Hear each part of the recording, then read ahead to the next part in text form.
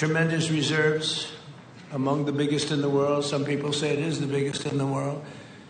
And we're going to be working with Venezuela. We're going to be making the decision as to which oil companies are going to go in, that we're going to allow to go in. Going to cut a deal with the companies. We'll probably do that today or very shortly thereafter with Chris and Doug. And we're dealing with the country, so we're empowered to make that deal. And you have total safety, total security. One of the reasons you couldn't go in is you had no guarantees, you had no security, but now you have total security. It's a whole different Venezuela, and Venezuela is going to be very successful. And the people of the United States are going to be big beneficiaries because we're going to be extracting, numbers of, in terms of oil, like, few people have ever seen, actually. So you're dealing with us directly. You're not dealing with Venezuela at all. We don't want you to deal with Venezuela. Let me thank Vice President J.D. Vance, who's doing a fantastic job. Secretary of State Marco Rubio, likewise, a fantastic job. I have good people. I like them better than my first group. But we had a great, despite that, we had a great first term. We had some great people there, too, by the way. But we had a great first term. We had the greatest economy in the history of our country in the first term, but this is blowing it away. And you haven't seen anything yet. Everyone's been shocked by the numbers, 5.4% GDP. And that's despite the fact that we were badly hurt by the Democrat shutdown, of which they'd like to see if they could shut it down again. Secretary of the Interior, Doug Burgum, was fantastic. Secretary of Energy, Chris Wright, recommended by Doug as being the greatest oil man anywhere in the world, because I wanted Doug for that job, energy, and Doug said, no, sir, there's a man named Chris Wright. I said, who the hell is Chris Wright? He said he's the most talented oil man anywhere in the world. I doubt you can get him, because typically oil men make a lot of money, and women. They make a lot of money, but Chris came. You took one of the greatest salary cuts probably in history, Chris. Right? But he's a fantastic person, loves our country, and many other important members of this team. And I want to thank them for their efforts. As you know, last week the United States Armed Forces performed one of the most spectacular military operations in American history, apprehending the outlaw dictator Nicolas Maduro for his crimes against the United States, crimes for which he has now been indicted and is in federal court awaiting trial. And he killed many people, millions of people, actually, and allowed jails, prisons, mental institutions, insane asylums, drug dealers, drug addicts to pour into our country totally unchecked because of Sleepy Joe Biden's policy of open borders, the stupidest thing I've ever all out. The departure of Maduro makes it possible an incredible future for both nations, Venezuela and the United States, in which we will more closely integrate the economies of two major energy powers in the Western Hemisphere. Energy coming out of Venezuela was very small. One of the things the United States gets out of this will be even lower energy prices. We have people now getting gasoline for $1.99, $1.96, $1.95, $1.92 yesterday, somebody. And it used to be $3.50, $4, $5 a gallon. Think of that, $1.99. Decades ago, the United States built Venezuela's oil industry at tremendous expense with American skill, technology, know-how, and dollars. But those assets were stolen from us, and we had presidents who did nothing about it. This president is much different than your other presidents. They did nothing about it. They stole it. Some of the people in this room were a little bit younger when that happened, but not that much younger. It wasn't that long ago. But they stole our assets like we were babies, and the United States did absolutely nothing about it. So now we're doing everything about it. Now we're doing 500% about it, but it's a long time after the act took place. So they stole from us, and it was taken by socialists and communists at the time, and Venezuela was going bad, really bad. And as much oil as they have, they're producing almost nothing, which is just a system. So we're really, if you look at it, we're taking back what was taken from us. They took our oil industry. We built that entire oil industry. Started a long time ago, but they took it, and they were very ungracious to this country. But now they're being very nice. American companies will have the opportunity to rebuild Venezuela's rotting energy infrastructure and eventually increase oil production to levels never, ever seen before. When you add Venezuela and the United States together, we have 55% of the oil in the world. The United States is number one. We have them drilling. Drill, baby, drill was my campaign. And Doug and Chris, I think we're setting records on drilling right now and taking oil without Venezuela. That's how we're getting the oil prices down. The plan is for them to spend, meaning our giant oil companies will be spending at least $100 billion of their money, not the government's money. They don't need government money. But they need government protection and need government security that when they spend all this money, it's going to be there so they get their money back and make a very nice return. The plan is for them to spend at least $100 billion to rebuild the capacity and the infrastructure necessary. Venezuela has also agreed that the United States will immediately begin refining and selling up to 50 million barrels of Venezuelan crude oil, which will continue indefinitely. We're all set to do it. We have the refining capacity. It was actually based very much on the Venezuelan oil, which is a heavy oil, very good oil, great oil. It's fantastic for certain things like asphalt roads. Best there is in the world for asphalt roads and other things.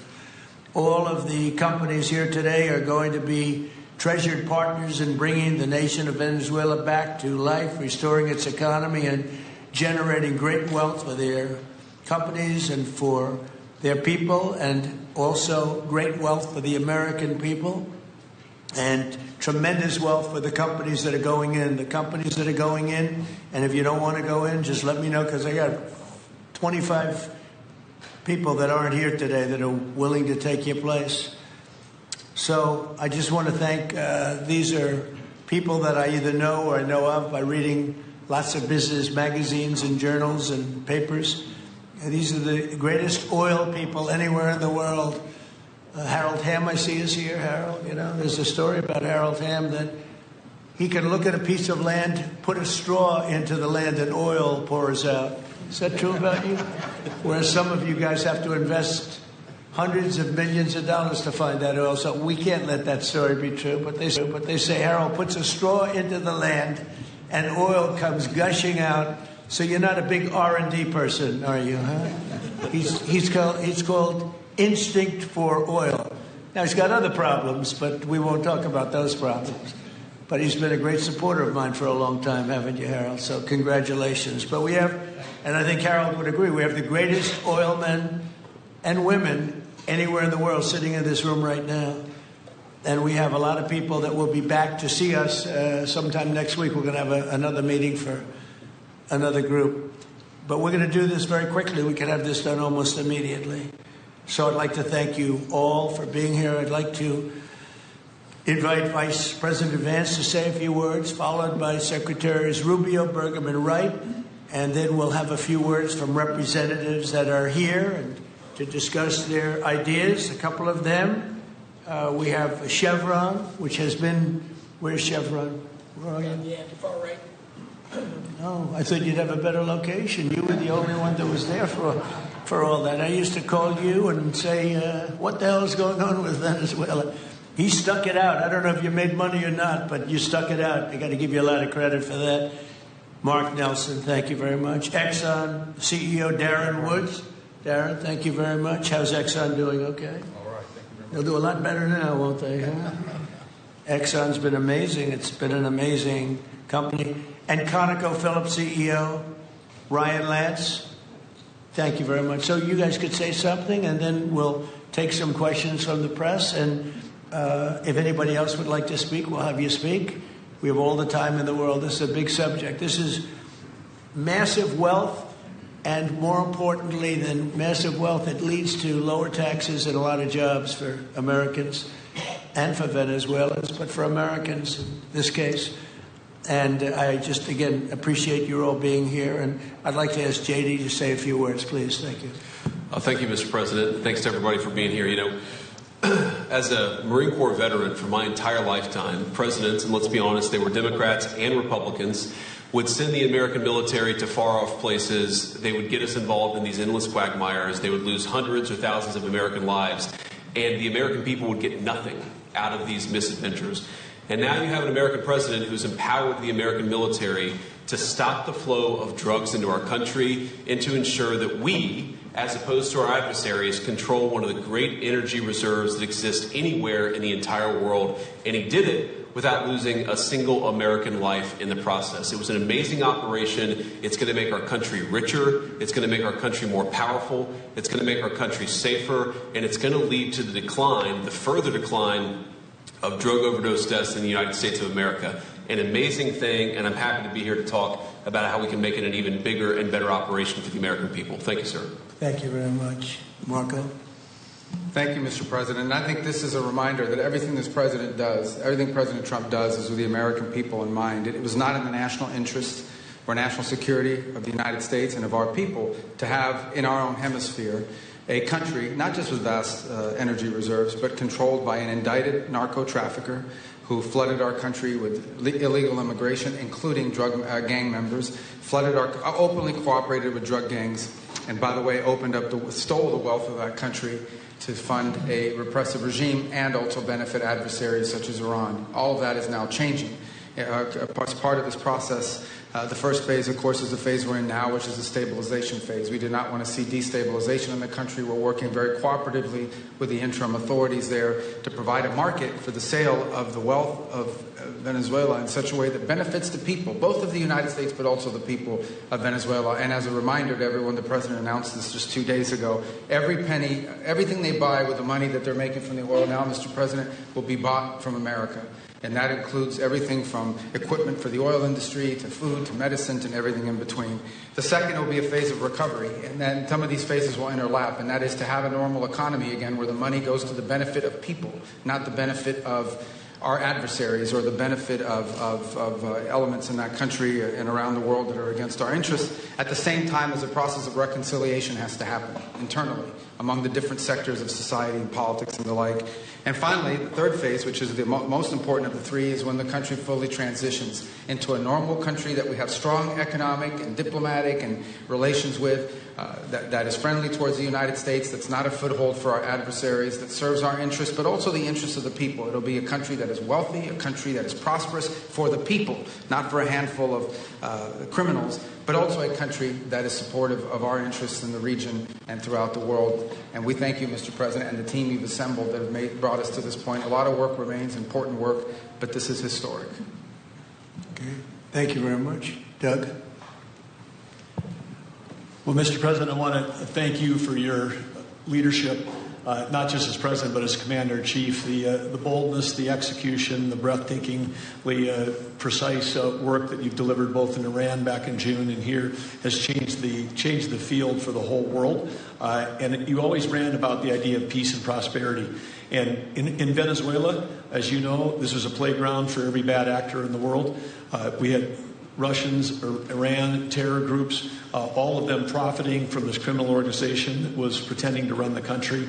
That makes America safer. You've secured the border, we're stopping the flow of drugs, and now with the normalization of relationships on an economic basis, it's going to mean tremendously for the prosperity of the American people. So I just want to say again, congratulations to you and to the entire leadership team. It's been an amazing, historic week on the scale of things that we haven't seen perhaps for 125 years in terms of the U.S. Exerting its influence over Latin America in a way that's going to make a change for generations. And on behalf of all the oil executives that are here today, Chris and I want to say thank you to all of you. It's your technology, your innovation that has put America in the place where today we are the most energy dominant country in the world. And that position is what's allowed us to take the action that we're taking with statecraft, with military action. None of that would happen if we were dependent on everybody else for energy. So you're a big part of the reason that we're able to move the way we are today, and we're grateful that you're here to be part of the solution going forward. Thank you, Doug, and you are doing a fantastic job, and we appreciate it. Everybody appreciates it. They know who's doing well. Chris Wright. Thank you, Mr. President. Yeah, what we've seen in the last week is leadership matters and credibility matters. Venezuelan oil has been sanctioned for many years, and the oil just flew, those sanctions were not enforced. That oil just floated out to trafficked by bad actors of the world. The resources weren't gone to a central place. The corruption and decline of Venezuela has been a crisis for the people of Venezuela, and as Secretary Rubio said, massive spillover effects in the United States, in crime, in drugs, in kidnappings, and in taking a huge resource base and making it not exploited, not developed. The whole world is a poorer, less opportunity-rich place because of that. When you have materials underground, they've been underground for 1 million years. That does not make them a resource. That does not make them valuable for your country, your people, or the world. They only become a resource with technology, with capital, with rule of law, and a system of governance that encourages the harvesting of those resources to make the better world. And we see here the dramatic contrast between the United States, which may have less oil underground than Venezuela. We have 20 times the production of Venezuela, 20 times the impact of human betterment, massively better quality of living here in the United States. That was at risk under the last administration. We've seen a lot of attacks on the energy that makes the world go round. President Trump's election has removed those risks, has embraced reality about how the world is energized, and we are record production of oil in the United States, record production in natural gas in the United States. We've seen a meaningful decline in gasoline prices, diesel prices, travel prices because of jet fuel. And now President Trump is taking the genius of a different way to try to solve a 25-year festering problem in Venezuela, that all the traditional things have not worked, but ordering both a tremendous military operation to remove the heads of a criminal organization masquerading as a government, and then to use the power of our military, not to fire bullets, but to stop the flow of Venezuelan oil to the world, immediately gave us leverage over the interim authorities in Venezuela and has allowed us to be in this position today where the actions of this government can massively improve Venezuela for the better, and the bigger impact is to massively improve the quality of life, affordability, safety, and security of the United States. Very proud to be here. And we'll turn it over to Mark Nelson, who's the vice chairman of Chevron. Chevron has been in Venezuela for over 100 years, continuously. Mike Wirth, the CEO, had a knee replacement recently. He's not here. Mark is a tremendous leader in our industry, and I'll turn it over to him. Thank you, Secretary Wright. Again, I'll send Mike Wirth's regrets. He really wanted to be here, Mr. President. Great guy. On his behalf, I have 3 very quick thank yous and an assurance I'd like to provide to you all. The first thank you, Mr. President, is to you. It's thank you for convening this gathering. It's thank you for your leadership, and thank you for continuing to keep American energy domination in the forefront. So thank you for that. Thank you very much. The second thank you actually is to the cabinet. So Secretary Rubio, Secretary Berg, and Secretary Wright, your ability and commitment to continue to engage with the parties around the table to keep the world working is greatly appreciated. So thank you for that. And the final thank you actually would go to our Venezuelan employees of Chevron. They have been working tirelessly to operate safely, protect the environment in country, and their dedication and skill will help us in this next chapter. And finally, I'll close with the assurance. For more than a century, Chevron has been a part of Venezuela's past. We are certainly committed to its present, and we very much look forward as a proud American company to help it build a better future. And so, Mr. President, thank you for your leadership. You really suffered there. You stuck it out. A lot of people left. A lot of big companies left. Many of the people sitting at this table left because of the safety risk and other risks. But you stuck it out. I give you credit for that. Sometimes it was hard. I remember 6 months ago I told you to stay, just stay. Things are going to happen. You'll be very happy. I didn't know they were going to happen this fast or this conclusively. One thing I think everyone has to know is that if we didn't do this, China or Russia would have done it. And if China or Russia were a next-door neighbor, because essentially this is not around the other parts of the world so far away where you fly in an airplane for 24 hours before you get there. This is sort of a next-door neighbor, if you think about it. And I told China and I told Russia, we get along with you very well. We like you very much. We don't want you there. Not going to be there. And if we didn't do this, China would have been there and Russia would have been there. Maybe they both would have been there together, but they're not going to be there now. One thing I will tell them, and I will tell you, that we are open for business. China can buy all the oil they want from us there or in the United States. Russia can get all the oil they need from us, and they do like oil, even though they produce a lot of it. But China and Russia and everybody else is able to go, and we'll be open for business almost immediately.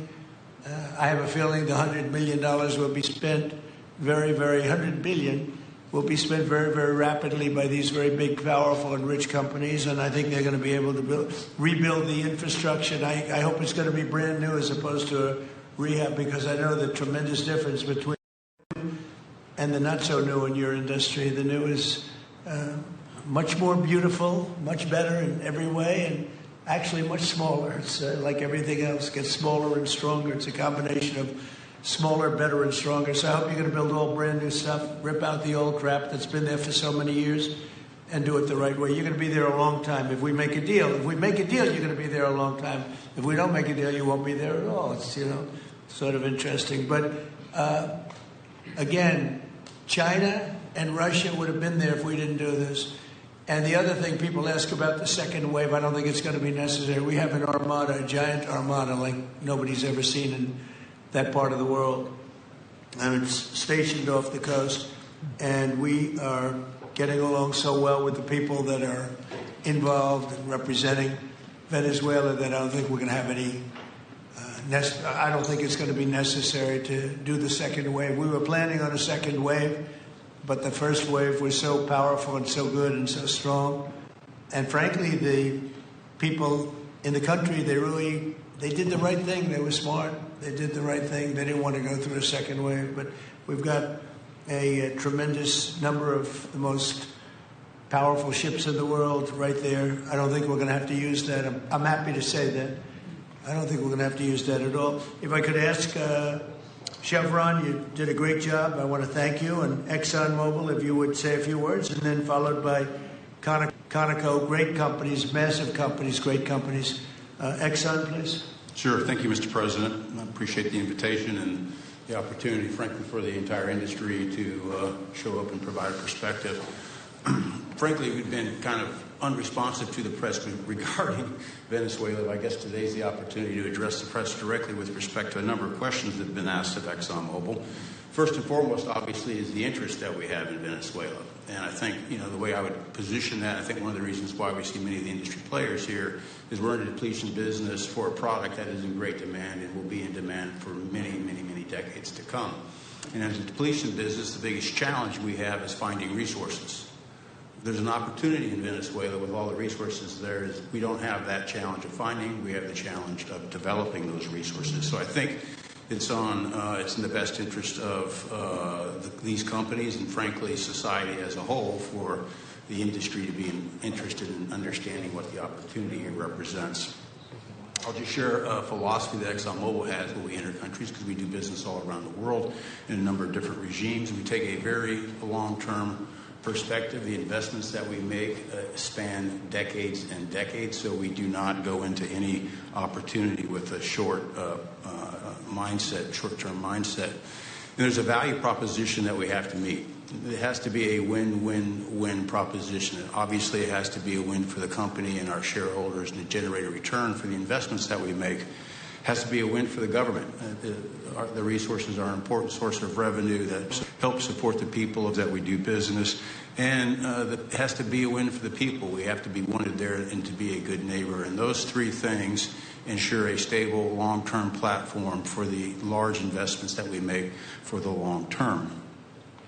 With respect to Venezuela in particular, we have a very long history in Venezuela. In fact, we first got into Venezuela back in the 1940s. We've had our assets seized there twice, and so you can imagine to re-enter a third time would require some pretty significant changes from what we've historically seen here and what is currently the state. If we look at the legal and commercial constructs and frameworks in place today in Venezuela, today it's uninvestable. And so significant changes have to be made to those commercial frameworks, the legal system. There has to be durable investment protections, and there has to be a change to the hydrocarbon laws in the country. We're confident that with this administration and President Trump working hand in hand with the Venezuelan government, that those changes can be put in place. And with respect to the Venezuelan government, that perspective we don't have a view on. We haven't talked to the Venezuelan government, and obviously we have yet to assess the people's perspective with respect to ExxonMobil entering the country. In the short term, there are things that can be done while the longer-term issues are being worked. For us, we haven't been in the country for almost 20 years. We think it's absolutely critical in the short term that we get a technical team in place to assess the current state of the industry and the assets, to understand what would be involved to help the people of Venezuela get production back on the market. With the invitation of the Venezuelan government and with appropriate security guarantees, we are ready to put a team on the ground there. We also have a integrated set of capabilities from production to refining to trading, and I think we can be of assistance to getting the Venezuelan crude to market and realizing a market price to help, again, with the financial situation in Venezuela. So those are my short-term perspective that I have. I'd say maybe close with a thank you, Mr. President, for the work that you've done to secure not only the national security but the energy security of the region. And then thank you, Secretary Rubio, Secretary Wright, Secretary Burgum, for your leadership in this matter. Thank you. How long would it take you, Darren, as Exxon to, if we make a deal, how long would it take you to get in there and get started? Well, the first step, this technical team, as I talked with Secretary Wright earlier this week, we started from the beginning to put the team together so that if and when it was needed, we could hit the ground almost immediately. So we can hit the ground within the next couple of weeks, start the assessment, and then from there we need to understand. That's what we want. We want speed and quality. That's what we want. Thank you, Darren. And Conoco, Ryan?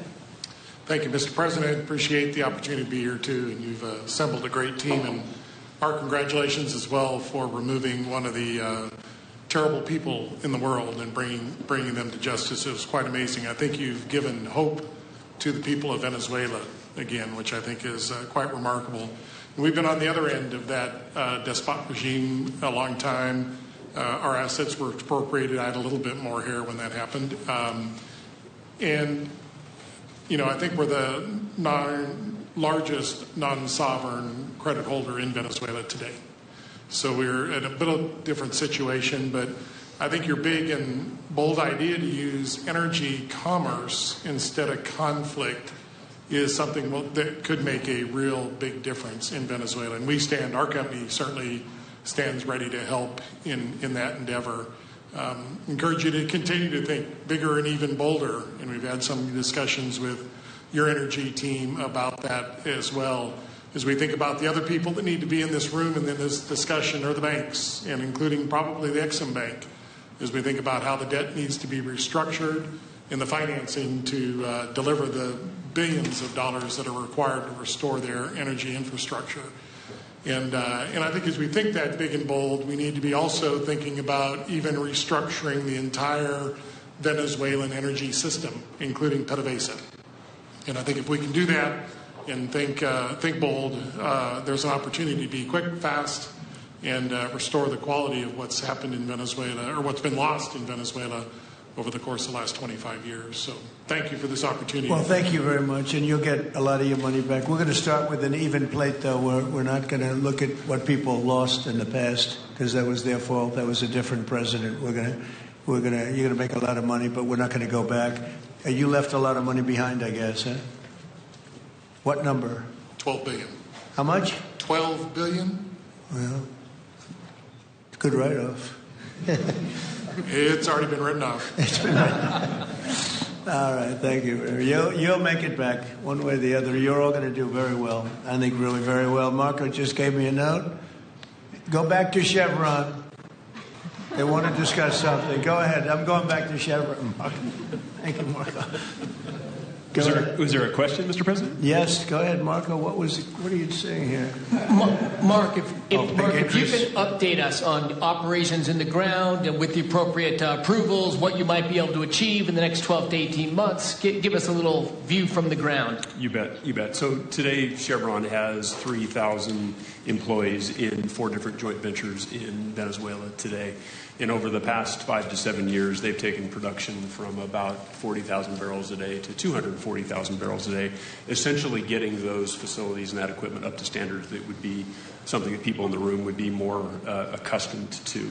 Given the work we've done with Secretary Wright and Secretary 𝐕𝐢𝐬𝐿 and even Secretary Bessent, I think we have a path forward here very shortly to be able to increase our liftings from those joint ventures 100%, essentially effective immediately. We are also able to increase our production within our own disciplined investment schemes by about 50% just in the next 18 to 24 months. And that's just leveraging what's on the ground. So to Secretary Rubio's comments about phase 1, this is taking the momentum of improvements we've already made there locally and building on those and creating more momentum for the people of Venezuela. Do you think you have an advantage being there? You've been there by the skin of your teeth. It's been tough for you to be there. But do you think you have an advantage over the other people in this room by the fact that you are there? Yeah, I think there are, Mr. President, I think there would be days where it didn't feel like an advantage, and there are days where it does feel like an advantage. But having people on the ground today that care desperately about the people of Venezuela and know how to operate the assets that are there is a definite advantage today. Would you say the best locations are available, or would you say the best locations are already sort of worked, even though they're in very bad shape? The best locations for finding oil, the best locations for oil. There are more opportunities than not, Mr. President. With 300 billion barrels of reserves and resources in country, there are lots of opportunities for many companies. Will you be building new, or will you be using the old infrastructure that you have? Yeah, today it's a little bit of a mix, but today it's mostly us taking the equipment of today, getting it to the standards that we are accustomed to your comments about making it how it should be today. Most of the investments that we've been making are about getting it up to our standards.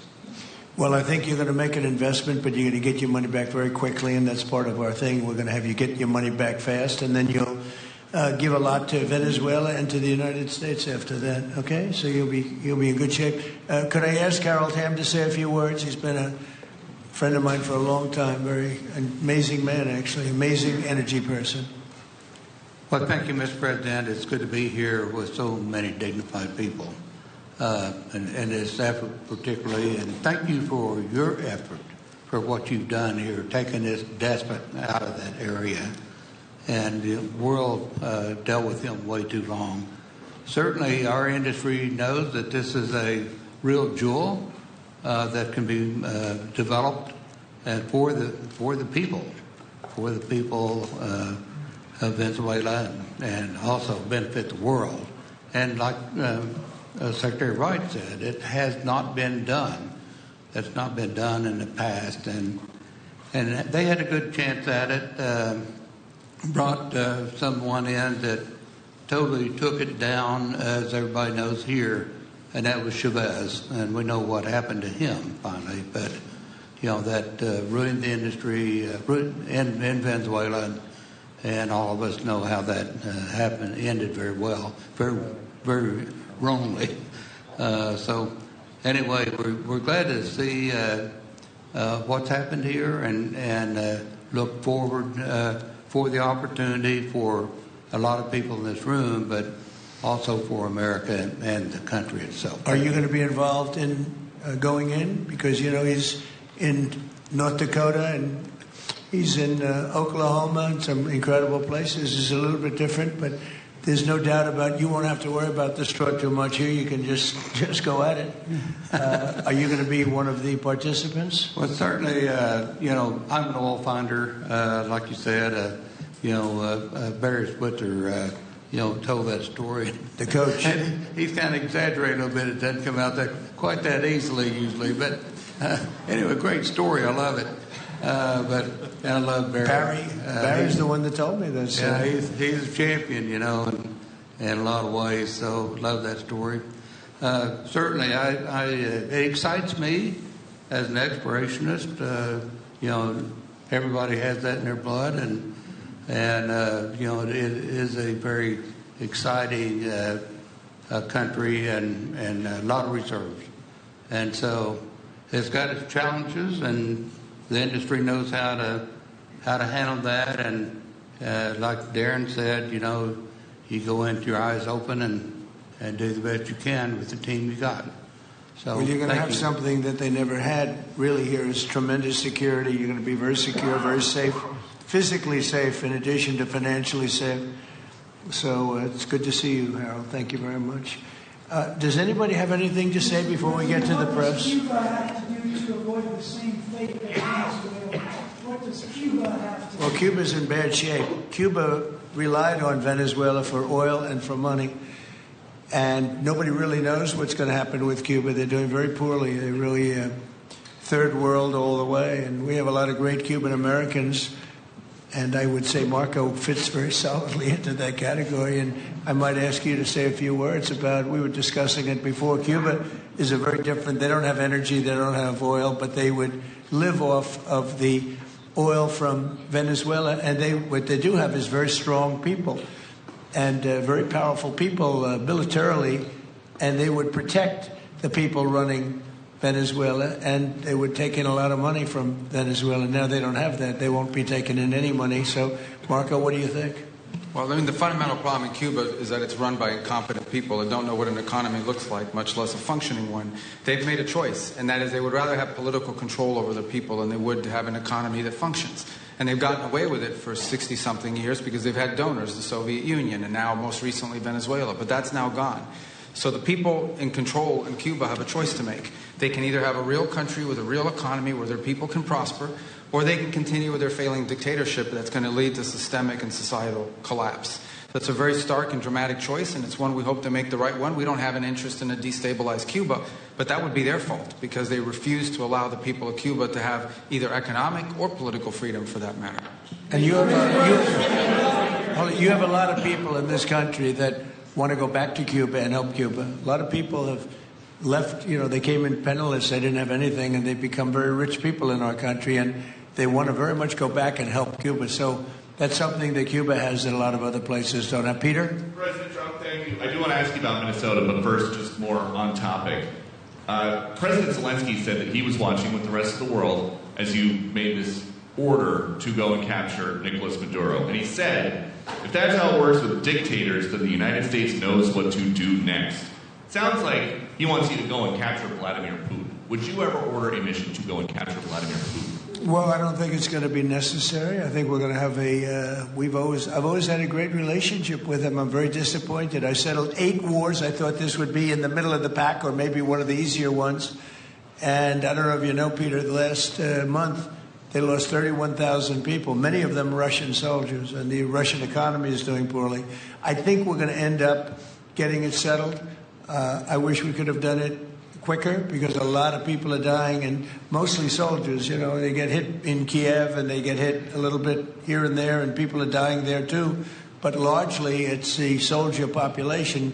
When you have 30,000, 31,000 soldiers dying in a period of a month, 27,000 the month before, 26,000 the month before that. That's bad stuff. So, as you know, President Biden gave $350 billion to Ukraine to fight, and we would never get that back, although I did make a rare earth deal to get it back, so we will be getting it back, but shouldn't have done that. It was a bad thing to do. I will say that right now, because I was able to get NATO to up GDP from 2% to 5%. NATO's got a lot of money, and they're paying for everything. We're losing any money. We're making a lot of money, I guess, if you think of it, because we're selling them military equipment. They're probably giving it to Ukraine. But we're selling them to NATO military equipment. We're getting full price and all of that. But that's not a big deal to me. What is a big deal is stopping a war where 30,000 people are being killed every single month. And on Minnesota, the vice president yesterday suggested that Renee Good, who was killed by this ICE officer, was part of a broad left-wing network. What has your team told you about this broad left-wing network? Who is in charge of it? Who's part of it? What's it called? Well, I haven't seen the vice president's statement, but he's generally very accurate, I hate to say. Look, I watched that yesterday, and there were a lot of different forms to it. But there was a woman screaming, shame, shame, shame, shame. She was a agitator, probably a paid agitator, but in my opinion, she was an agitator, a very high-level agitator, so professional. She wouldn't stop screaming. I said, this isn't a normal situation. This is a professional troublemaker. Because you heard it and I had it. Now, I will say this. The news sort of turned her down, turned her off. Because you're trying to watch. She was so loud and so crazy and just not normal. When somebody sees something like that, they don't go screaming and the same words. So, I guess you could say professional, but I didn't think she did a very good job. You have agitators, and we will always be protecting ICE, and we're always going to be protecting our Border Patrol and our law enforcement. Mr.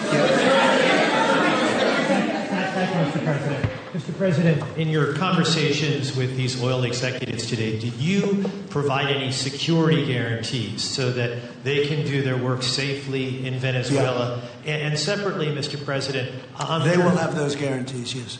And separately, Mr. President, I'm curious in terms of the future of Venezuela. Do you see Venezuela now led by Delcy Rodriguez as an ally of the U.S.? Is that the way that you view that country right now? They seem to be an ally, and I think it'll continue to be an ally. And we don't want to have Russia there. We don't want to have China there. And by the way, we don't want Russia or China going to Greenland, which if we don't take Greenland, you're going to have Russia or China as your next-door neighbor. That's not going to happen.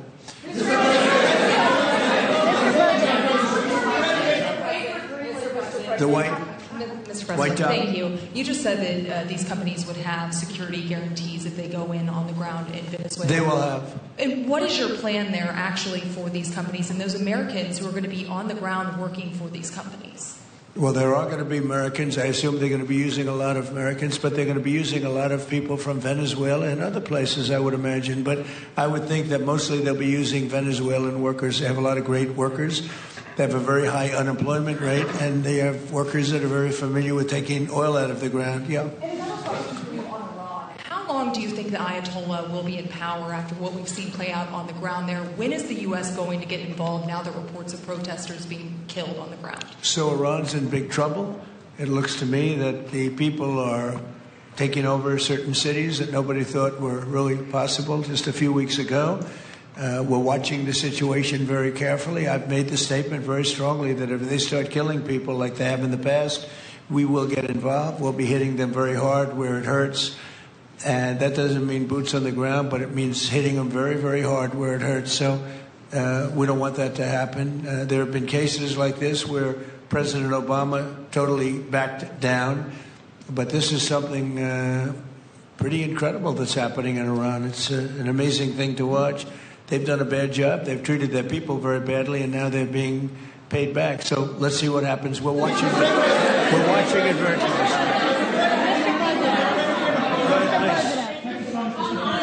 Yes, go ahead. Thank you so much, Mr. President. Do you have any comments in reaction to the recent attacks by the Syrian government alignment groups against US-backed Kurdish forces in Aleppo, Syria, which killed dozens of civilians and displacing many families? Does your administration bring peace between the Kurds and the Syrian government? I want to see peace, yes, I do. The Kurds and the Syrian government, we get along with both, as you know very well. They have been natural enemies over the years, but we get along both, and we want to see Syria succeed. And so far, I think they are succeeding, but this is just breaking out, and we want to see that stopped. Go ahead, please. You're meeting with the President of Colombia, Gustavo Petro, in a few weeks. Do you hope this meeting with Gustavo Petro marks a new chapter, a new beginning in the benefit of the Yes, you U.S. said and Colombia relationship. what country? Colombia, with the president of Colombia, Yes, Gustavo Petro. I had a very good talk with him yesterday, and he's been very hostile to us and to the nation and to me. Called me a dictator, and lots of other things. Called Biden some terrible names, far worse than he called me. But he called yesterday through people, and he wants to meet. And that's fine with me. I've made up with people also, So we're going to have a meeting with them. We had a very good conversation. The people of Colombia are incredible people. Marco would know that better than anybody because he's married to a woman from Colombia. And I don't mean Columbia University. That would be, I'm not sure. I think I like Colombia, the country, better. If you want to know the truth, the people are great people. I look forward to meeting with them. We're going to meet in the very near future. Would you meet the interim president of Venezuela here in the White House? Would you greet her to discuss the fate of the oil? Yeah, well, I'm going to meet a lot of people, and we're going to meet. We meet a lot of people. When you end 8 wars, you get to know a lot of people, and I think it's very important. As an example, we have over $18 trillion. Think of it, $18 trillion coming into our country. A lot of that's coming in from foreign countries like Saudi Arabia and Qatar and UAE and others. And I get to meet a lot of people, but I will be meeting with various representatives of Venezuela probably pretty soon. We haven't set that up. But the relationship that we have with the people that are currently running Venezuela is very good. We also have a young lady that received the Nobel Peace Prize. She's going to come in and pay her regards to our country, really, to me, but, I'm a representative of the country, nothing else. And she's coming in sometime next week, I think Tuesday or Wednesday, and we'll see how that is. But, no, we're dealing with the people from Venezuela. We're dealing with them very well. I think they've been very smart in the way they've dealt with us, frankly, because that whole place could have been obliterated with one more strike, and we didn't want to do that. Thank you so much. I have a question for you on Minneapolis, but on Venezuela and your meeting with Machado next week. If she gives you her Nobel Peace Prize, will that change your view about her running that country? Well, I have to speak to her. I'm going to have to speak to her. She might be involved in some aspect of it. I will have to speak to her. I think it's very nice that she wants to come in, and that's what I understand the reason is, because Norway is very embarrassed by what took place. They're getting decimated. Look, whether people like Trump or don't like Trump, I settled 8 wars, big ones, some going on for 36 years, 32 years, 31 years, 28 years, 25 years, some just getting ready to start, like India and Pakistan, where already 8 jets were shot out of the air, and I got it done in rapid order without nuclear weapons. I can't think of anybody in history that should get the Nobel Prize more than me, and I don't want to be bragging, but nobody else settled wars. Obama got the Nobel Prize. He had no idea why. He still has no idea. He walks around and he says, I got the Nobel Prize. Why did he get a Nobel Prize? He got it almost immediately upon attaining office, and he didn't do anything, and he was a bad president. So, you should get the Nobel Prize for every war you stopped. These were major wars. These were wars that nobody thought could be stopped. President Putin called me and he said about 2 of the wars that he's been trying to stop them for 10 years. He wasn't able to do it. He couldn't believe it. So in theory, you should get the Nobel Prize for every war you stopped. Every one of them was major. But I don't care about that. What I care about is saving lives. I've saved tens of millions of lives. The Prime Minister of Pakistan came here and he made a very public statement. He said that President Trump saved minimum 10 million lives having to do with Pakistan and India, and that was going to be raging. So, but I'm honored that she's coming here. I look forward to meeting her, yes. Go ahead. On Minneapolis, Mr. President, I have a follow-up for you. The state officials there have said that the FBI is not sharing evidence with them. Typically, they would conduct a joint investigation, as you know. Do you believe that the FBI should be sharing evidence with state officials in Minnesota? Well, normally I would, but they're crooked officials. Minneapolis and Minnesota, what a beautiful place, but it's being destroyed. It's got an incompetent governor, fool. He's a stupid person. And it looks like the number could be $19 billion stolen from a lot of people, but largely people from Somalia. They buy their vote. They vote in a group. They buy their vote. They sell more Mercedes-Benzes in that area than almost... Can you imagine you come over with no money and then shortly thereafter you're driving a Mercedes-Benz? The whole thing is ridiculous. So they're very corrupt people. It's a very corrupt state. I feel that I won Minnesota. I think I won it all 3 times. Nobody's won it since Richard Nixon won it many, many years ago. I won it all 3 times, in my opinion. And it's a corrupt state, a corrupt voting state. And the Republicans ought to get smart and demand on voter ID. They ought to demand maybe same-day voting and all of the other things that you have to have a safe election. But I won Minnesota 3 times and I didn't get credit for it. I did so well in that state every time. The people were crying every time after. That's a crooked state. California is a crooked state. Many crooked states. We have a very, very dishonest voting system. The last time I won, 24, the one that just took place, I won because it was too big to rig. You couldn't rig it. It was too big. But I won the state of Minnesota. It's a corrupt voting system with an incompetent governor, a very incompetent governor. And by the way, he's a very corrupt governor, too. Go ahead. I have a question on Iran, but first, very quickly on Venezuela. How do you provide total security guarantees to these companies without putting U.S. boots on the ground? Well, we're going to work with the Venezuelan leaders and people, and we're going to have a very safe group, and they're going to also bring over some security with them. You know, these are not babies. These are people that drill oil in some pretty rough places. I could say a couple of those places make Venezuela look like a picnic. These people around the table, these are tough people. They go into areas that you wouldn't want to go. They go into areas that if they invited me, I'd say, no thanks, I'll see you back in Palm Beach. No, this is a tough group of people. They know how to do it. But we are, in addition to that, we'll have very good security for them. We're going to make sure that it's very, very good security. And I think the people of Venezuela are going to give you very good security. You know, the people... Now, I'm not talking even leadership. The people of Venezuela are going wild over this. They named a street after President Trump. What do? You attack a country and they name a street? That's never happened before. Although I heard that's also taking place in Iran. They named a street. The protesters. I just hope, just God bless them. I just hope the protesters in Iran are going to be safe, because that's a very dangerous place right now. And again, I tell the Iranian leaders, you better not start shooting, because we'll start shooting too. With your glasses, sir, go ahead, please. Hold it. Next to you. Yes, glasses. The gentleman with the glasses. All right, thank you, Mr. President. With those very big glasses, actually. Yeah, Ferrari, actually. Mr. President, I have 2 questions. What do you want the European Union to do in Ukraine? The European leaders seem pretty divided on Ukraine. And then, if you can reiterate this straight message that you have to the Iranian leader, to Khomeini, the message that you have. You're talking about Iran? Oh, Iran, yeah. What do I want on Iran to do? I'm sorry? Where are you from? Italy. Oh, nice place. Yeah. Okay. The first question. So what are you asking about Iran for?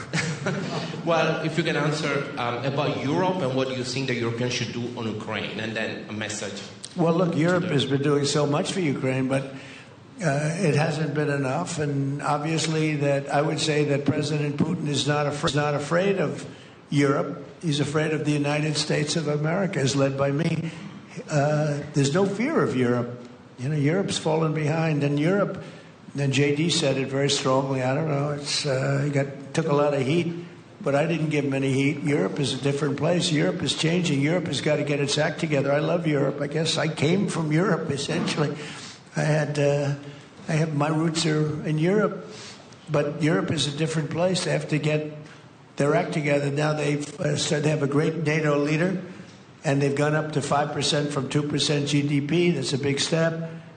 But they have to be very careful with their immigration policy, and they have to be because, I will just say, to be nice, that there are certain places in Europe that are very important that are no longer recognizable. I'm being very nice. I'm being very diplomatic when I say that. They are not recognizable.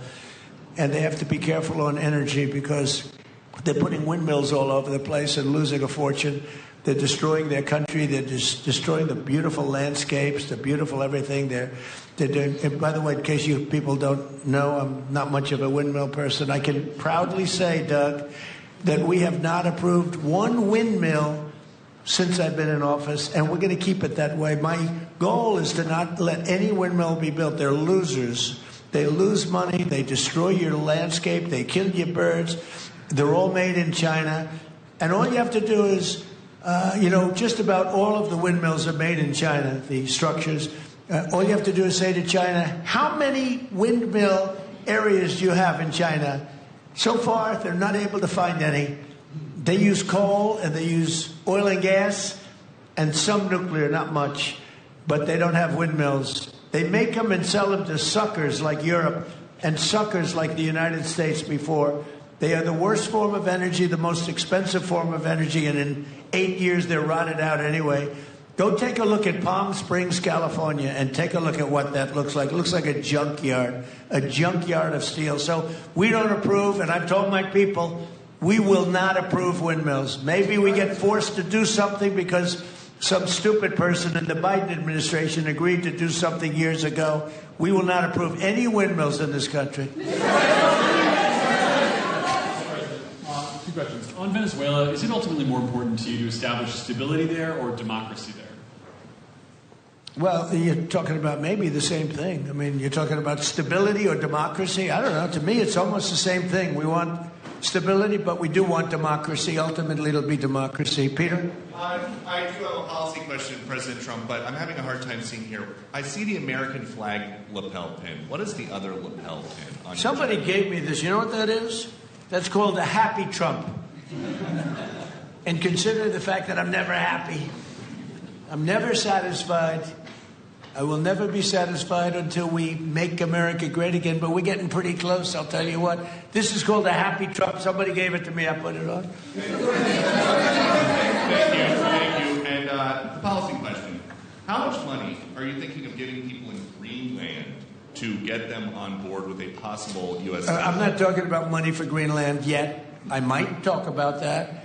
But right now, we are going to do something on Greenland, whether they like it or not, because if we don't do it, Russia or China will take over Greenland, and we're not going to have Russia or China as a neighbor. Okay?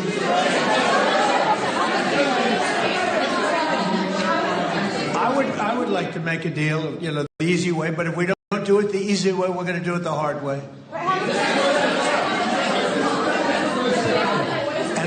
And by the way, I'm a fan of Denmark too. I have to tell you, and they've been very nice to me. I'm a big fan, but the fact that they had a boat land there 500 years ago doesn't mean that they own the land.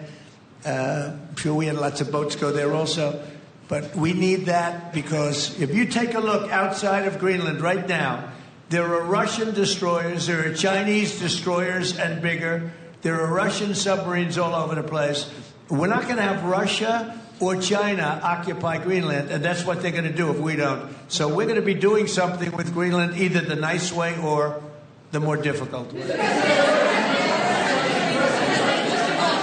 Please, go ahead, ma'am. On Greenland, Mr. President, why is it so important to you to own it when you have a military presence there, which you could expand to affect security? Because when we own it, we defend it.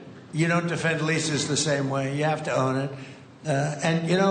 With a nation, look at what happened with Obama, with that horrible deal they made with Iran. It was a short-term deal. It was like a 9-year deal. Countries can't make 9-year deals or even 100-year deals. Countries have to have ownership. And you defend ownership, you don't defend leases. And we'll have to defend Greenland.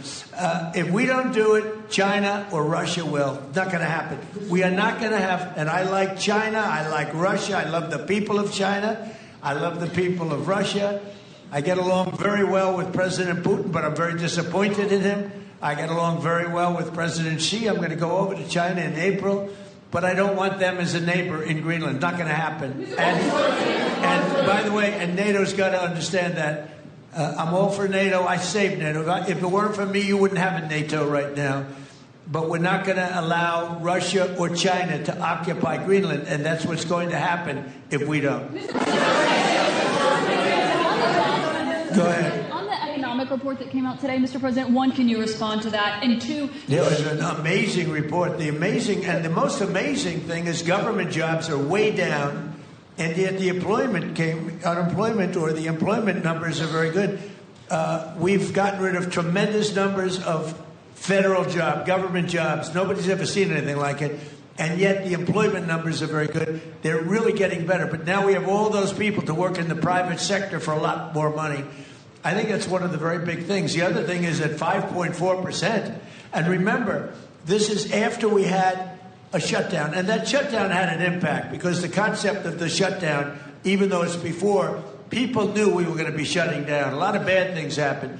And by the way, on January 30th, you may have another shutdown. We'll see what happens. But I think the numbers, Caitlin, were really amazing. Look, to think about 5.4%, nobody thought that. They thought it was going to be 2%. And you know what it is? It's tariffs. And it's also November 5th. We had a great election, a great election. Our country was dead 1.5 years ago. And now we have the hottest country anywhere in the world. And I hope you guys were impressed. 5.4%. And we haven't even really transitioned yet. There's no reason it can't be much, much higher than that. Yeah.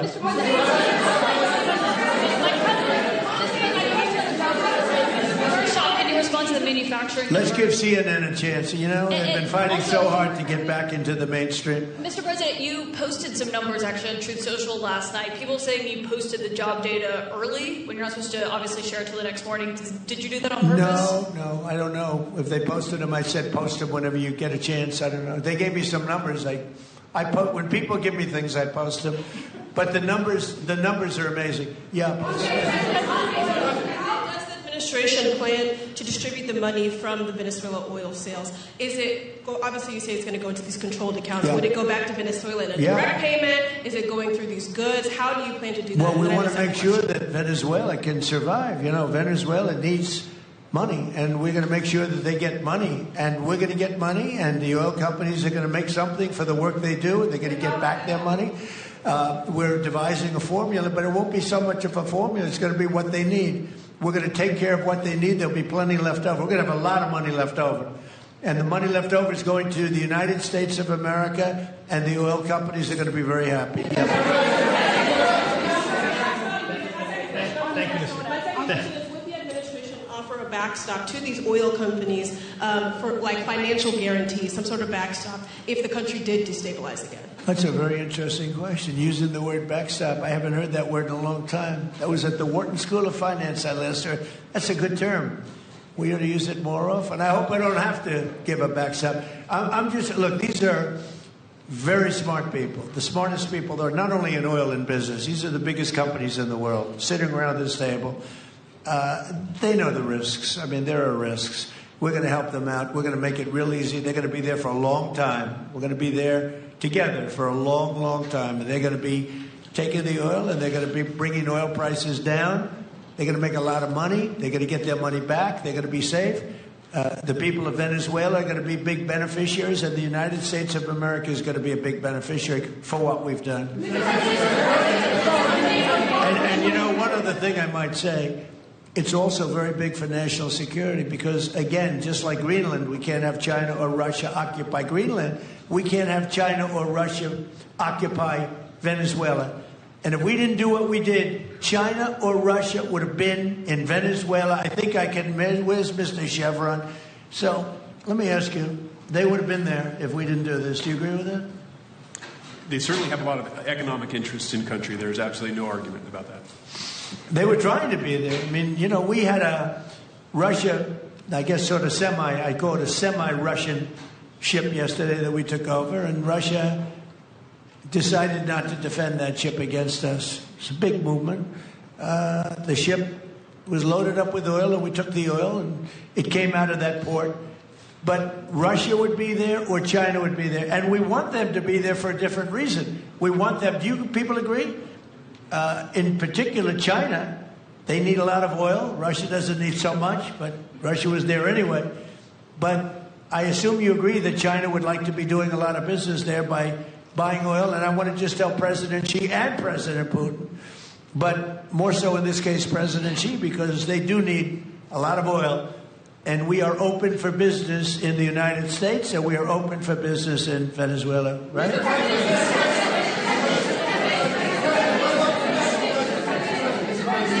Go ahead, sure.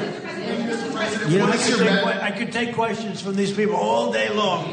You know, they're sitting here, and generally they're very rich, very powerful, but nobody gives a damn about them. It's a sad thing. You have all that money, all that power, and look at all these crazy questions. We could do this all day long and they wouldn't be satisfied. So we'll take a few more, though.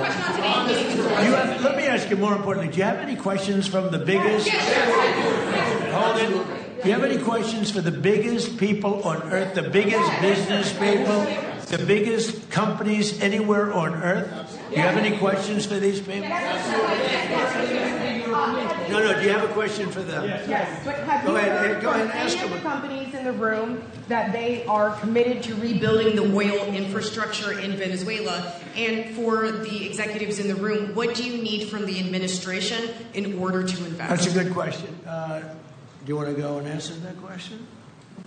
Yeah. Exxon, small company. I'll refer you back to the statements I made before. There are a number of legal and commercial frameworks that would have to be established to even understand what kind of returns that we'd get on the investments. So I think all the investments and the opportunity sets, I think everyone sitting around this table would have the opportunity and the know-how and the capability to make the investments. The questions will ultimately be how durable are the protections from a financial standpoint, what do the returns look like, what are the commercial arrangements, the legal frameworks, all those things have to be put in place in order to make a decision to understand what your return would be over the next several decades that these $1 billion investments would be made on. You know, could I do this? Because we have, again, the biggest people on the planet Earth around this table, biggest companies in the world. I'd like to just ask them to introduce themselves. We'll start from this end and go around to here. And if you have anything to quickly say, we can do that. But you want to just start right over here? These two guys, we'll leave them out because they're with us. Please. Thank you, President Trump. John Addison at 𝐕𝐢𝐬𝐿. We're here to ensure that you are going to be able to move all of this oil all around the world at the best price possible so that the influence that you have over the Venezuelans will ensure that you get what you want. Thank you. Thank you. Good point. Thank you, Mr. President. Ryan Sheffield of Formentera. My grandfather, Hugh Sheffield, was president of ARCO, Venezuela. Right. Thank you for what you did. Do you like what we're doing? There's a lot of shale there, a lot of upside. He would be very happy looking down. He'd be very proud of you right now, right? Yes, sir. Good. Thank you. Mr. President, Luis Rodriguez, I'm probably the only Venezuelan American sitting on around this table. I want to personally thank you for the courage of your actions over the last couple of weeks. I think I speak, and I speak of Venezuela in general in saying there's optimism. You've brought optimism to the table, and if the conditions are met, the opportunity is absolutely immense. I agree with that. That's true. Thank you. Well said, too. It's immense. This is a tremendous opportunity. Thank you. Richard Holton from Trafigura. We're working with your administration, Mr. President, to bring that Venezuelan oil to the United States. Our first vessel should load in the next week. Good job. Thank you.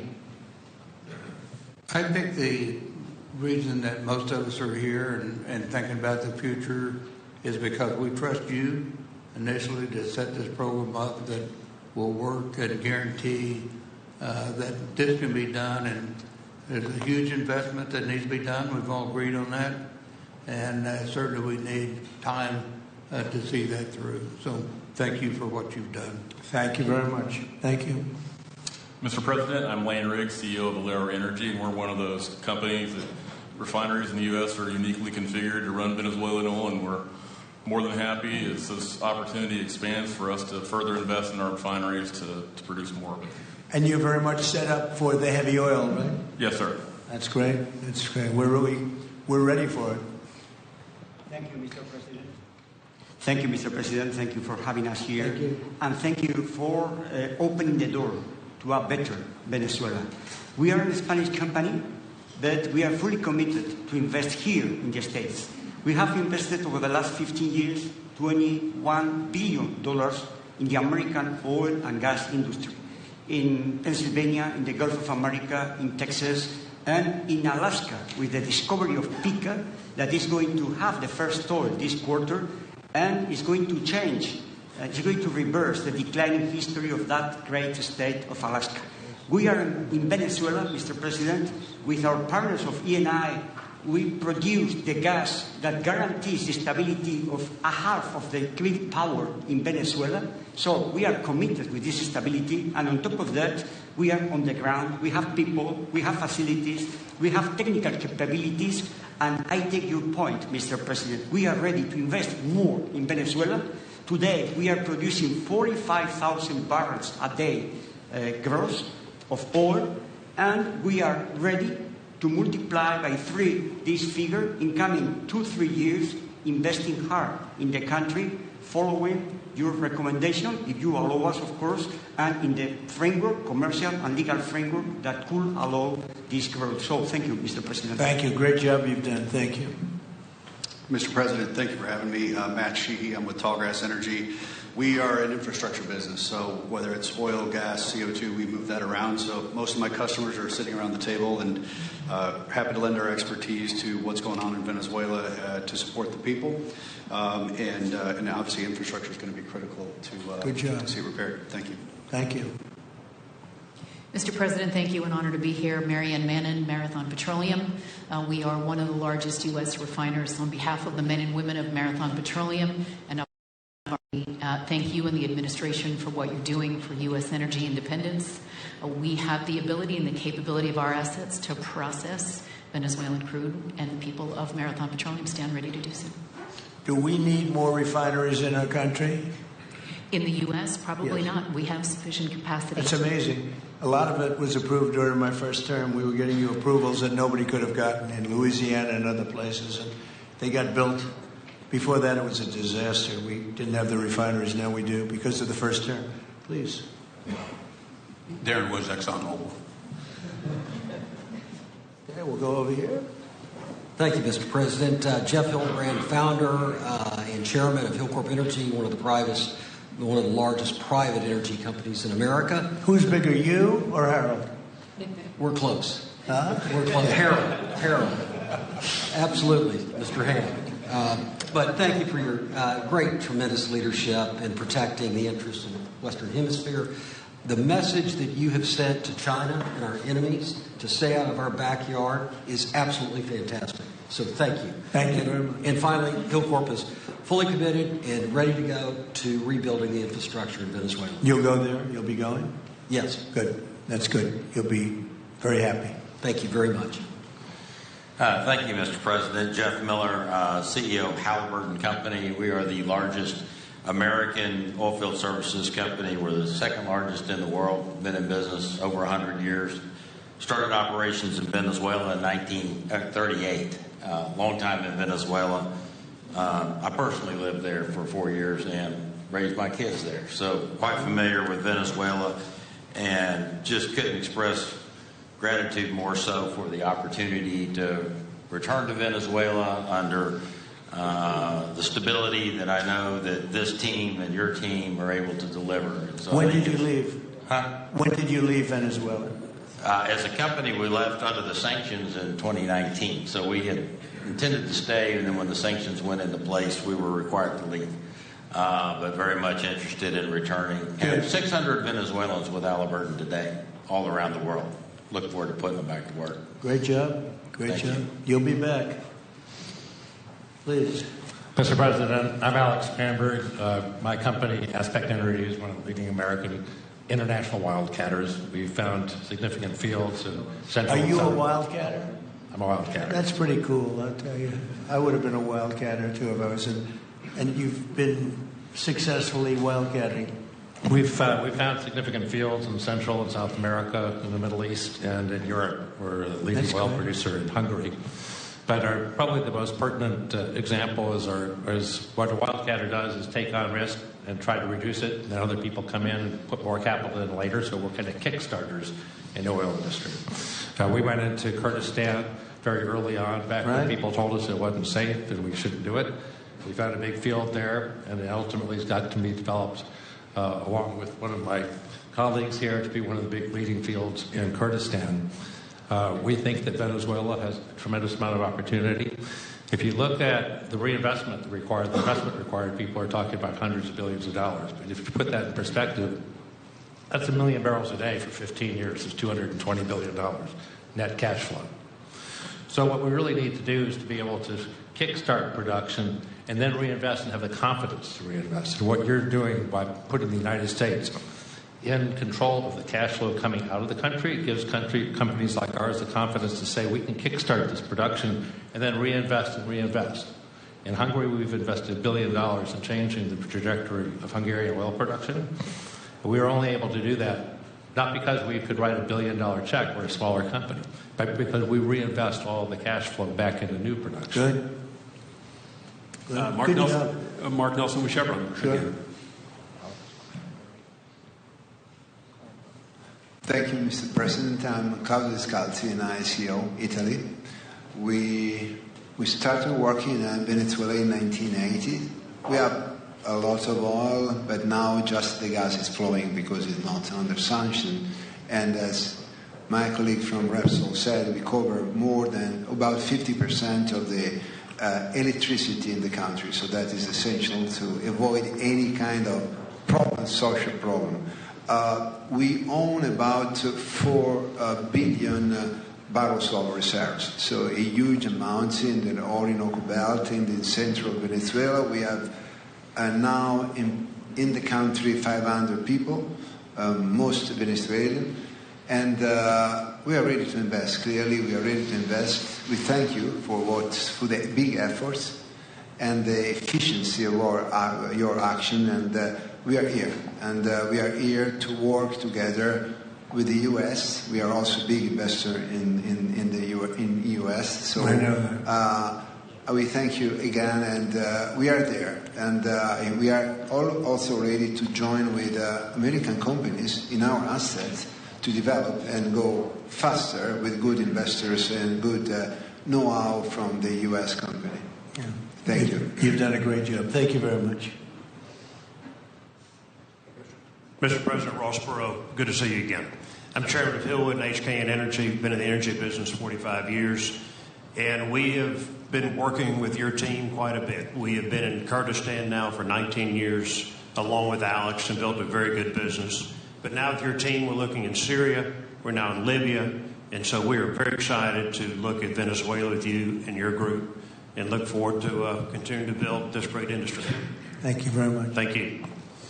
Mr. President, thank you for having us here today. 𝐕𝐢𝐬𝐿 from Shell. Of course, we have a huge presence here in the U.S. and the Gulf, as well as in Pennsylvania with a petrochemical facility, which I think we had the opportunity to host you at, as well as being one of the largest LNG off-takers of American LNG. We have been in Venezuela for a very long time. We actually drilled in 1914 the first well that discovered oil in Venezuela, and on the back of which the entire energy industry was established in Venezuela. When we left in the 1970s because of nationalization, we had 1 million barrels per day of production. But we have kept boots on the ground in Venezuela all this time, and we now have a few $1 billion worth of opportunities to invest in, subject to OFAC approval. So we are ready to go and looking forward to the investments in support of the Venezuelan people. That's great. Thank you very much. Thank you, Mr. President. Ben Marshall, the America's CEO for Vitol. Alongside Trafigura, we're very thankful to have worked with the government and the Venezuelans to be able to bring the crude oil to market at a market price as quickly as we can to help stabilize the country. Thank you. Thank you. Ryan Lance, ConocoPhillips. I'll defer to my colleagues. Thank you, Mr. President. Olivier Lepage, CEO of SLB, or formerly known as 𝐔𝐚𝐭𝐞𝐬, the largest global oilfield services.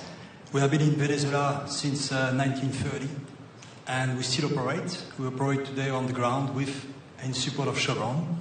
We have ability to scale. We have 1,100 Venezuelans in the company, 2,000 additional that are calling us to go back to country and to go back to work. We're able to mobilize in the last 18 months 2 rigs and deliver 50 wells with success. So we're here. We have knowledge of the subsurface like nobody else has. We have boots on the ground, capacity on the ground, $700 million of equipment value on the ground in Venezuela, ready to mobilize for all of our partners, customers. So we are ready to scale fast, and we really want to thank the administration, Secretary Wright, Secretary Bergen, for the effort they are supporting and giving us to be successful on behalf of the Venezuelan oil and gas industry. Thank you very much. Thank you very much. Well, check this out. They say the very best for last. And I don't have that sexy accent like this guy next to me here. Mr. President, my name's Bill Armstrong of Armstrong Oil and Gas. I'm a private independent guy. And in real estate, you were a wildcatter. So wear that motto proudly. But like you, I was my own guy. I don't have shareholders. I don't have private equity partners, but I've been drilling all over the place. In fact, I had the largest discovery in Alaska, biggest discovery in 50 years in our country. I now control 8 million acres adjacent to Venezuela. I'm already heavily invested in the area. We share a 150-mile border with Venezuela in the countries of Aruba and Curacao, and we are ready to go to Venezuela. It is, in real estate terms, it is prime real estate, and it's kind of like West Palm about 50 years ago. Yeah. Very right. Yep, I agree with you. Thank you. Congratulations. So I think what we're going to do is speak without the press to these gentlemen, see what kind of a deal we can make. We're going to get them involved. I'm going to ask Doug and Chris and some of the people that we have from the business standpoint representing our country to start talking about the confines of a deal. I have an idea what I want, what I think we should have. We have to get them to invest, and then we have to get their money back as quickly as we can, and then we can divvy it all up between Venezuela, the United States, and them. I think it's simple. I think the formula is simple. We start with a brand new plate, and it's going to be a tremendous success. I think it's going to be probably like few other things could ever be. You know, there's so much. Venezuela's been really taken advantage of by a lot of people because they drill very little. I mean, as much as you hear they drill very, very little, very small percentage. But now that'll change, and it'll change very rapidly because these are the biggest people, and it'll change very rapidly. So if you don't mind, I'll ask the press to leave, and we will see what kind of a deal we're going to make with these geniuses, and I think you're going to come out very good. Thank you all very much. Thank you. Thank you. Thank you, everybody. Thank you. Washington से अमेरिकी सदर Trump के white house में तेल companies के अहदेदारों से गुफ्तगू आप मुलाजा कर रहे थे। उसके बाद उन्होंने मीडिया से इंटरेक्शन भी किया। उन्होंने कहा हमने एक ऑयल टैंकर पकड़ा है जो हमारी मर्जी के बगैर वेनेजुएला से चला था। पकड़े गए टैंकर का तेल वेनेजुएला के साथ मुआहदे के तहत फरोख्त किया जाएगा। वेनेजुएला में तेल के बड़े ज़खायर मौजूद हैं। अपनी गुफ्तगू में उन्होंने कहा कि अमेरिकी सदर ट्रंप का एक बार फिर पाक भारत जंग रुकवाने और 8 तैयारों की तबाही का जिक्र। उन्होंने कहा कि पाकिस्तान और भारत समेत 8 जंगें रुकवाई। पाकिस्तान और भारत के दरमियान जंग में 8 तैयारे गिराए गए। पाकिस्तानी वज़ीर-ए-आज़म ने कहा कि सदर ट्रंप ने 10 मिलियन लोगों की जानें बचाई। ईरान में अवाम ने के शहरों पर कब्जा कर लिया है। ईरान में अवाम को कत्ल किया गया है तो सख्त जवाब देंगे। उन्होंने कहा ईरानी हुकूमत अवाम के साथ बरसों से बुरा सलूक किया। ईरानी हुकूमत को आज अवाम की जानिब से जवाब मिल रहा है। ईरान की सूरत हाल पर नजर रखी हुई है। चीन और रूस हमसे वेनेजुएला का तेल खरीद सकते हैं। अमेरिकी तेल कंपनियों को वेनेजुएला में सिक्योरिटी गारंटी मिलेगी। हम नहीं चाहते रूस और चीन ग्रीनलैंड में पहुंचे। उन्होंने कहा ग्रीनलैंड के लिए रकम से मुतालिक अभी बात नहीं हो रही। ग्रीनलैंड से मुतालिक माली मामलात पर फैसला बाद में होगा। फिलहाल ग्रीनलैंड से मुतालिक दीगर पहलुओं का जायजा लिया जा रहा है। अमेरिकी सदर डोनाल्ड ट्रंप ने कहा रूस और चीन के अवाम से प्यार करता हूं। रूसी सदर अच्छे इंसान है लेकिन उन्होंने मायूस किया। अगर हम ग्रीनलैंड नहीं लेते तो आपका अगला पड़ोसी रूस या चीन होगा। हम नहीं चाहते रूस और चीन ग्रीनलैंड पहुंचे। रूसी सदर यूरोप से नहीं अमेरिका से डरते हैं। अमेरिका फौरन वेनेजुएला के तेल को रिफाइन और फरोख्त करना शुरू करेगा। अमेरिकी सदर ट्रंप के व्हाइट हाउस में तेल कंपनियों के अहदेदार से गुफ्तगू के बाद उन्होंने मीडिया से इंटरेक्शन किया। उन्होंने कहा कि अमेरिकी सदर ट्रंप का एक बार फिर पाक भारत जंग रुकवाने और 8 तैयारों की तबाही का जिक्र। पाकिस्तान और भारत समेत 8 जंगें रुकवाई। पाकिस्तान और भारत के दरमियान जंग में 8 तैयारी गिराई गई। पाकिस्तानी वज़ीर-ए-आज़म ने कहा सदर ट्रंप ने 10 मिलियन लोगों की जानें बचाई। ईरान में अवाम ने कई शहरों पर कब्जा कर लिया था उन्होंने कहा। और अमेरिकी सदर ट्रंप का एक बार फिर पाक भारत जंग रुकवाने और 8 तैयारों की तबाही का जिक्र। पाकिस्तान और भारत समेत 8 जंगें रुकवाई।